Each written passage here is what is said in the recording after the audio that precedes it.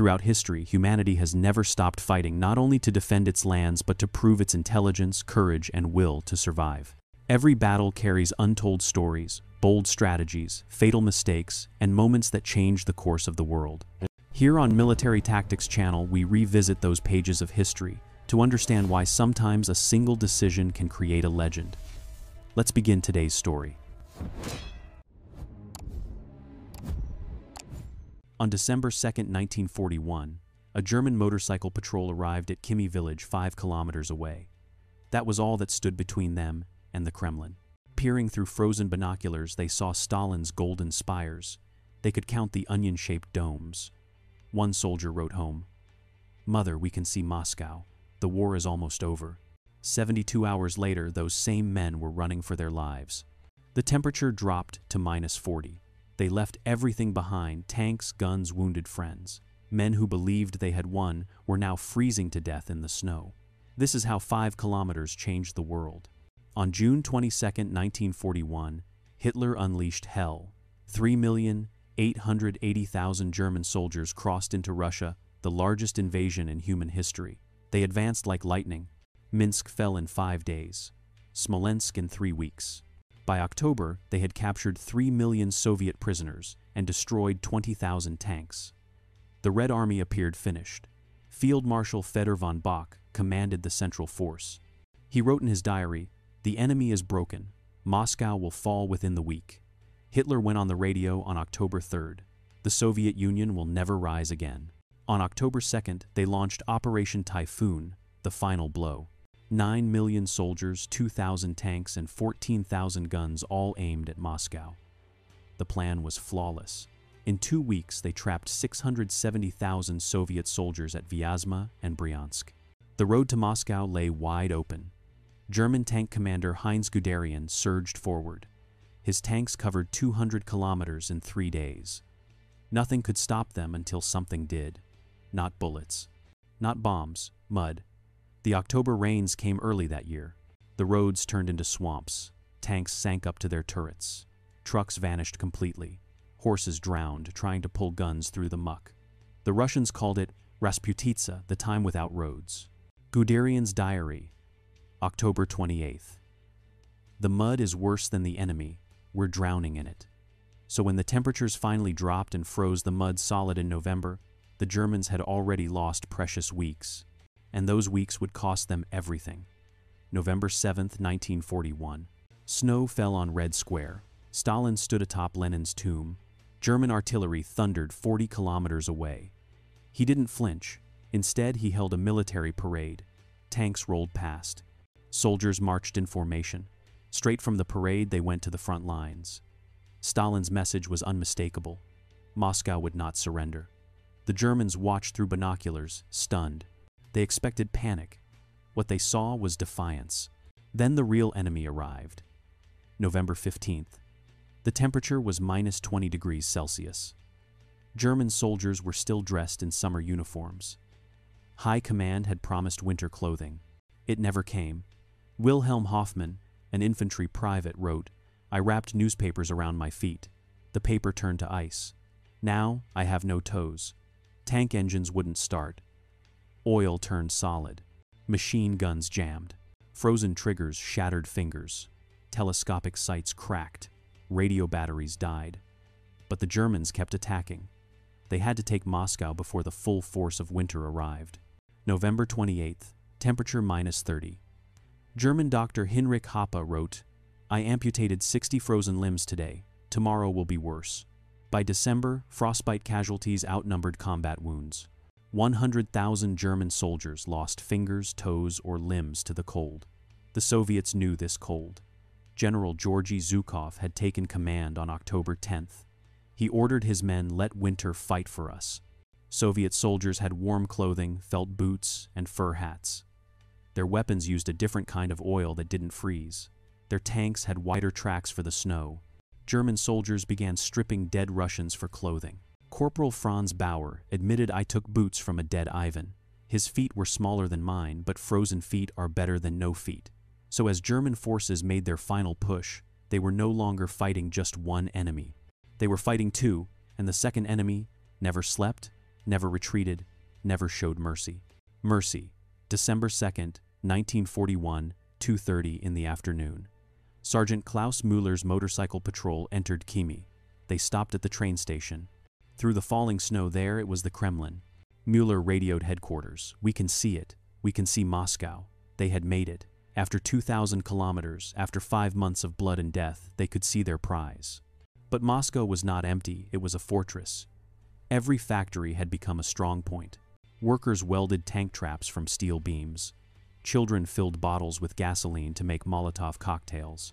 Women dug anti-tank ditches into the frozen ground. 800,000 civilians prepared to fight. The Germans attacked 3 suburban fortresses, Tula Klin and Zelenograd.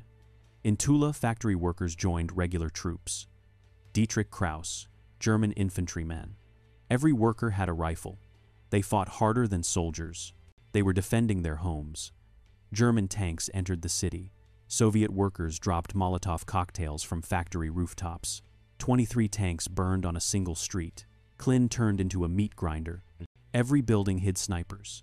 Every basement concealed machine guns. Hans Faber Panzer crewman. "We couldn't use our tanks too much. Rubble too many ambushes. We fought room by room, dying for every meter." At Krasnaya Poliana, the Germans captured the estate where Tolstoy wrote War and Peace just 23 kilometers from the Kremlin. They set up artillery and could shell Moscow's suburbs. General Wilhelm Ritter von Lieb noted, "We're so close, but the men are finished." German divisions were shadows of themselves. The 2nd Panzer Division had only 30 tanks remaining from 260.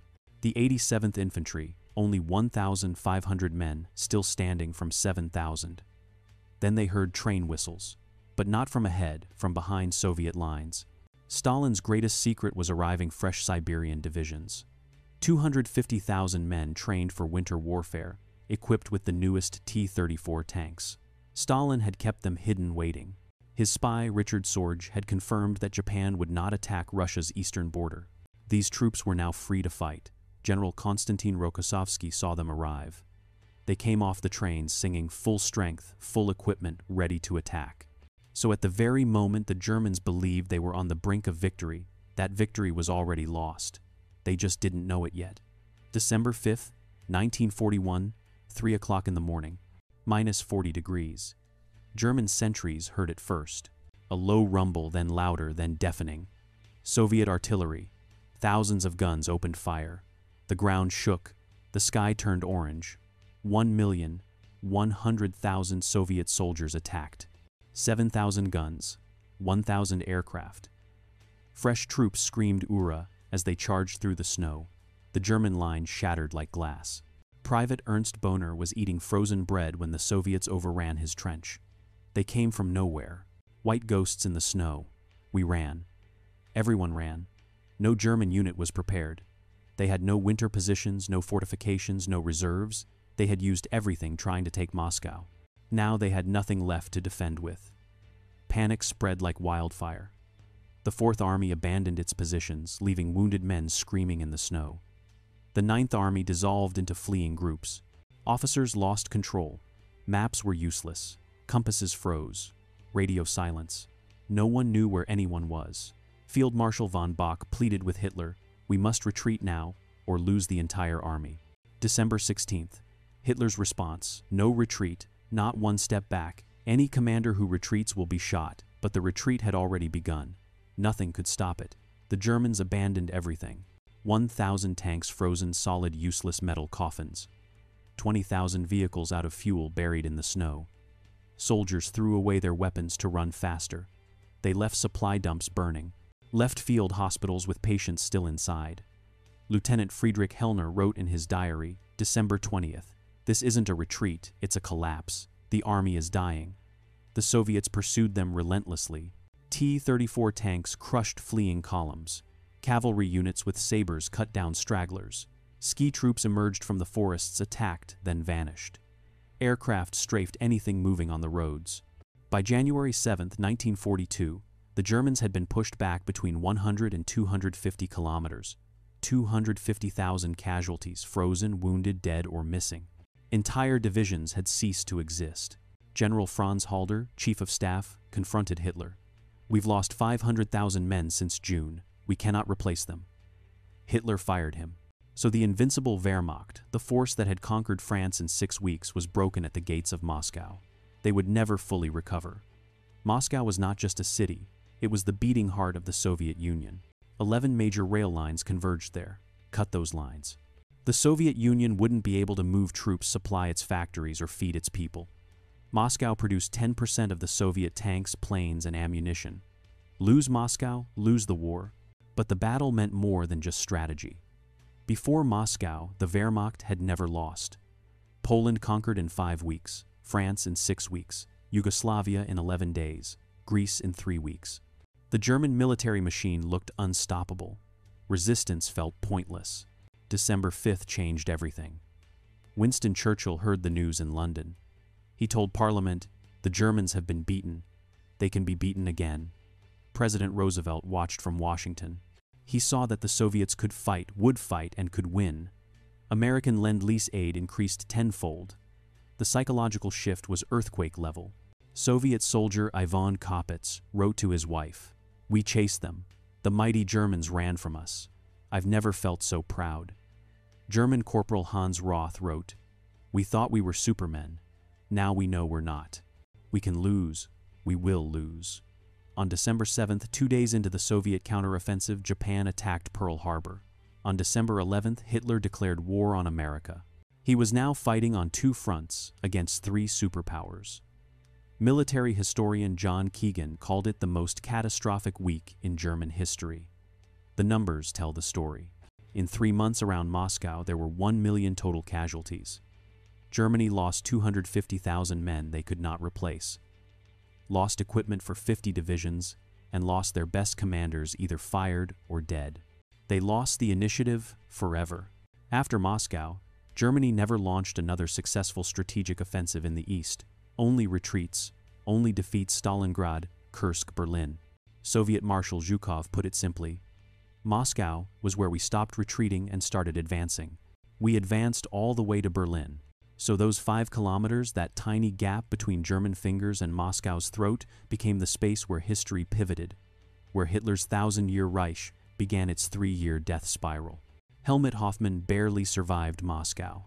40 years later, he returned. He stood in Kimi, where his unit had once seen the Kremlin.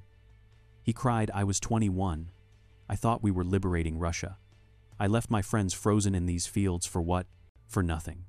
800,000 Soviet civilians died defending Moscow. Lyudmila Pavlichenko, a female sniper with 309 confirmed kills, testified, "Every German I shot, I thought of my brother. The Germans killed him at Smolensk." Moscow was personal. Hitler blamed everyone except himself. He fired 35 generals after Moscow. He blamed cowardice, blamed defeatism, but never acknowledged his greatest mistake, refusing winter equipment because he believed the war would end before winter arrived.